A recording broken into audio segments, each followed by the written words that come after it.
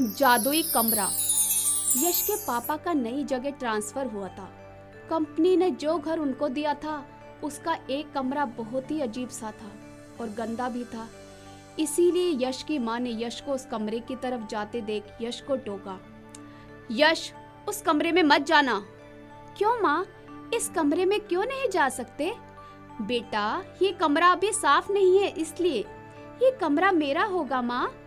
कमरा छोटा और घर के बीच में था, तो माँ ने सोचा कि चलो ठीक है, घर के काम के साथ साथ यश को भी देख पाऊंगी।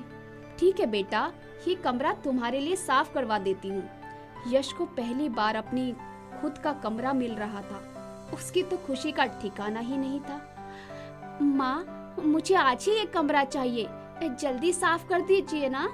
नहीं बेटा, आज नहीं कल, क्योंकि आज मुझे बहुत सारे काम हैं, कल कर दूंगी। नहीं, मुझे आज ही ये कमरा चाहिए। यश की माँ ने यश को जोर से डांटा और जाकर खेलने के लिए कहा, लेकिन यश का पूरा ध्यान तो कमरे की तरफ था। जैसे तैसे दिन बीता और रात हुई। यश तो जैसे रात का ही इंतजार कर रहा था। उसने देखा कि माँ पापा दिन भर से घर की व्यवस्था करते करते थककर गहरी नींद में सो चुके हैं। वो धीरे से उठा और कमरे की तरफ जाने लगा। उसने सोचा कि सुबह तक कमरा साफ करके अपने खिलौने आदि रख लूंगा। उसने कमरा खोला और साफ करने लगा, पर कमरा बहुत ज्यादा गंदा था। थोड़ा साफ करते ही यश भी थक गया। उसे पता ही नहीं चला कि वही कमरे की जमीन पर उसकी आंख लग गई। यश, कहाँ हो तुम? यश, यश! यश की माँ ने यश के पापा को घबराकर उठाया। दोनों से ढूंढने लगे। उस कमरे को छोड़कर पूरे घर में खोजा, पर यश का कहीं पता नहीं चला। अचानक यश की माँ की नजर उस कमरे के दरवाजे पर गई। उसकी कुंडी खुली थी। माँ ने सोचा कि यहाँ भी देख लेना चाहिए। उन्होंने जैसे दरवाजा खोला तो चकित रह गए।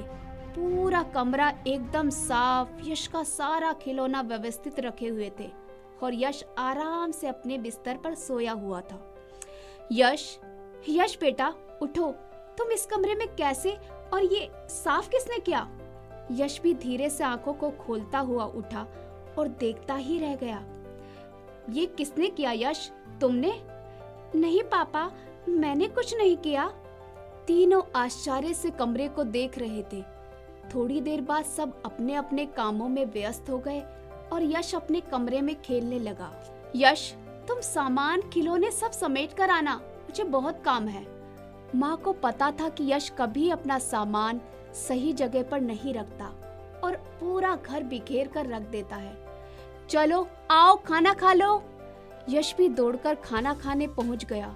खाने के बाद माँ ने सोचा कि यश ने जरूर कमरा अस्त व्यस्त करके रखा होगा, साफ कराती हूँ। पर ये क्या, कमरा एकदम साफ और व्यवस्थित। माँ ने सोचा मेरा यश बड़ा हो गया। अब तक यश का खाना हो चुका था।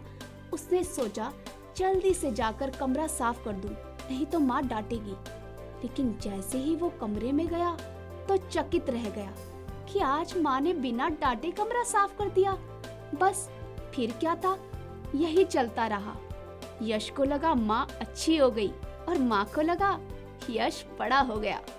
लेकिन दोनों में से किसी को ये पता नहीं था कि ये कमरा कोई और ही साफ कर रहा था। यश के परिवार से पहले जो परिवार यहाँ रहता था वो बहुत साफ सफाई और पूजा पाठ वाले लोग थे। ये कमरा पूजा घर हुआ करता था। अचानक एक दिन घर के मालिक की मौत हो गई, जिसके कारण उन लोगों को ये घर छोड़ना पड़ा।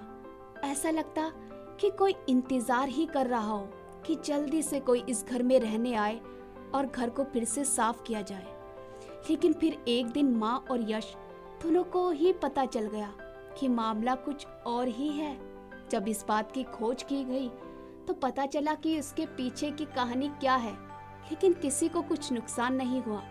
तो जैसे चल रहा था वैसे ही चलता रहा और सब खुशी से जीवन व्यतीत करने लगे। जादुई कंगन। गांव में मेला लगा हुआ था। हर साल दिसंबर के महीने में गांव में मेला लगता था।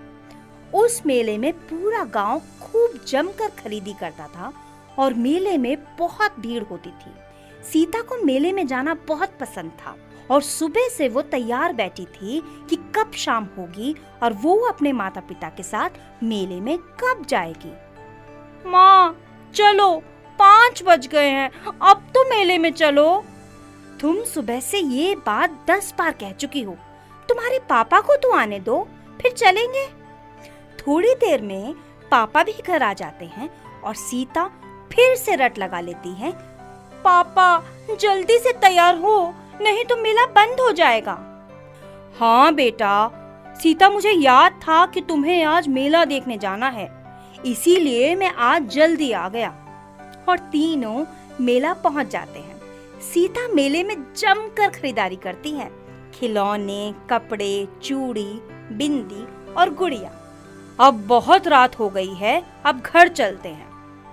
हाँ पापा, मैं भी बहुत थक गई हूँ। तीनों वापस घर आ जाते हैं। घर आकर सीता को याद आता है कि मैंने जो कंगन मेले से खरीदे हैं वो तो मैंने पहनकर देखे ही नहीं कि वो मुझे आ रहे हैं या नहीं। वो तुरंत कंगन निकालती है और पहनकर देखती है। कंगन बिल्कुल सही उसके हाथों में आ जाते हैं और वो खुश हो जाती है। कंगन उतारने लगती है तो उसकी माँ कहती है कि बेटा अब ये कंगन पहने रहो, क्योंकि ये कंगन तुम्हें बाद में छोटे हो जाएंगे। ठीक है माँ, मैं कंगन रोज में पहने रहूंगी। तीनों खाना खाना शुरू करते हैं, लेकिन ये क्या, जैसे ही सीता रोटी को हाथ लगाती है रोटी सोने की हो जाती है। तीनों की आंखें देखकर फटी की फटी रह जाती हैं कि ये क्या हो गया। सीता के पापा रोटी उठाकर देखते हैं, अरे ये तो सोने की रोटी हो गई, ये कैसे हो गया। तीनों को कुछ समझ नहीं आ रहा था कि ये क्या हो रहा है। फिर से खाना शुरू करते हैं, लेकिन सीता जिस भी चीज को हाथ लगाती वो सोने की हो जाती है। सीता की माँ समझ जाती है कि कंगन में ही कोई बात है। कंगन को निकालना। सीता कंगन निकाल कर देती है और खाना खाना शुरू करती है। इस बार खाना सोने में नहीं बदलता। अब तीनों समझ जाते हैं कि ये कंगन साधारण कंगन नहीं है। बेटा सीता, स्कूल में किसी को मत बताना। ठीक है, स्कूल में किसी को भी और पड़ोस में भी किसी को भी ये बात नहीं बताऊंगी। सीता के माता पिता और सीता बहुत ही सीधे साधे लोग थे। वो कंगन का प्रयोग केवल अपनी जरूरतों को पूरा करने के लिए करते थे। कुछ दिनों बाद सीता के मामा मामी आते हैं। लगता है जीजा जी का काम अच्छा चल रहा है, घर की तो दशा ही बदल गई है।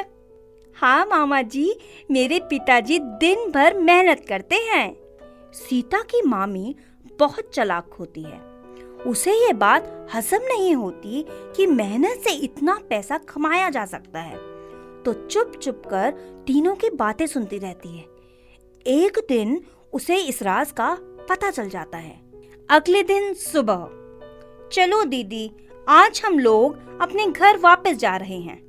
अरे तुम लोग 2 दिन पहले ही आए हो। अरे दीदी, मैं इसको मना कर रहा हूँ पर ये मान ही नहीं रही। मामी रुक जाओ ना।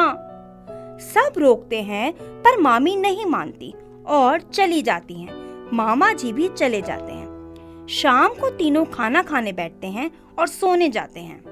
सीता, कंगन देख लो, सही सलामत हैं या नहीं। ठीक है माँ। सीता कंगन देखने जाती है, पर ये क्या, कंगन कहीं दिखाई नहीं देते। माँ जल्दी आओ, कंगन कहीं भी दिखाई नहीं दे रहे। अरे कंगन कहाँ चले गए, मैंने तो यहीं संभाल कर रखे थे। दोनों की आवाज सुनकर पापा भी आ जाते हैं और तीनों मिलकर पूरे घर में कंगन ढूंढते हैं, लेकिन कंगन कहीं भी नहीं मिलते। माँ को समझने में जरा भी देर नहीं लगती कि ये काम किसका है। रहने दो सीता, मत ढूंढो, मुझे मालूम है कंगन कहाँ है। कहाँ है माँ? तुम्हारी मामी ने चुरा कर ले गई हैं। मुझे वो कंगन वापस चाहिए माँ, आप मामी से वापस मंगवाइए। सीता की माँ अपने भाई को फोन लगाती है और कंगन के बारे में पूछती है और कहती है कि वो कंगन मुझे वापस चाहिए। लेकिन मामा मामी मानते ही नहीं कि कंगन उनके पास है।